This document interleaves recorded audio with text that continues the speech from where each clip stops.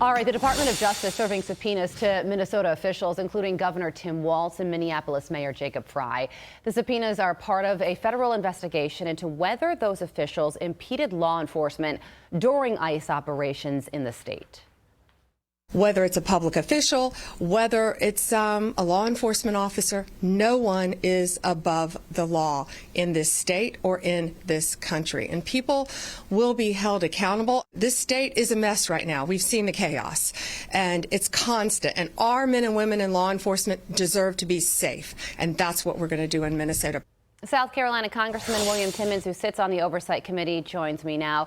Congressman, good morning to you. So Governor Tim Walz has responded to this subpoena, writing, "This Justice Department investigation, sparked by calls for accountability in the face of violence, chaos, and the killing of Renee Good, does not seek justice. It is a partisan distraction."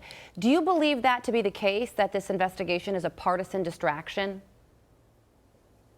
No, it's not, and we know better than anybody in South Carolina. Years ago, during the George Floyd protests, the mayor of Charleston told law enforcement to stand down and to abandon our main thoroughfare and to not protect life and property. So if that email exists, if that text message exists in Minnesota, we're going to get to the bottom of it and then hold people accountable.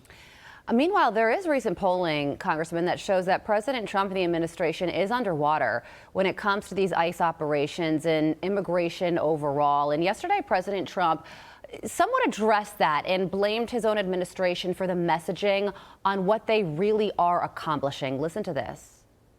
I say to my people all the time, and they're so busy doing other things, they don't say it like they should. They're apprehending murderers and drug dealers and a lot of bad people, and these are just some of the more recent ones that we have. I say, why don't you talk about that more? Because people don't know. Do you want to live with these people? International murder. And there he is showing those mug shots. And yesterday, the president also said that 10,000 criminal migrants have been arrested in Minneapolis alone. But, Congressman, it is true that if you do talk to people, many of them do not know the severity of crimes to which some of these people have committed. And the president says he wants to change that. I couldn't agree more. The president's right. We have over 1 million people in this country that have received all of their due process. They have committed violent crimes, rape, murder, drug trafficking, human trafficking, and they need to be taken out of our country. And they have received their due process, and that's what ICE is doing right now. We're not deporting people that just walked into the country illegally under the Biden administration. We're deporting criminals that have violent histories that have been convicted, and it's the right thing to do, and the American people need to know that. And on the subject of Minnesota, the Oversight Committee, which you are a part of, you guys have launched a probe into Congresswoman Ilhan Omar and her husband over their finances, which have increased a substantial amount over a year period, apparently $30 million. So tell us what we should know about this. I don't know what's going on with the Democrats. I mean, between Nancy Pelosi and Ilhan Omar, I'm doing Congress wrong. I think Republicans lose money when they serve in Congress, and Democrats, their net worth seems to exponentially multiply. So we're going to get to the bottom of that, too. That's for the Ethics Committee, though. Yeah, Congresswoman Omar is denying any wrongdoing, but we're going to have to let this one play out. Also, you're a busy guy because today the Oversight Committee is also holding a markup of resolutions to hold the Clintons, both Bill and Hillary, in contempt of Congress for defying a subpoena on the Jeffrey Epstein investigation.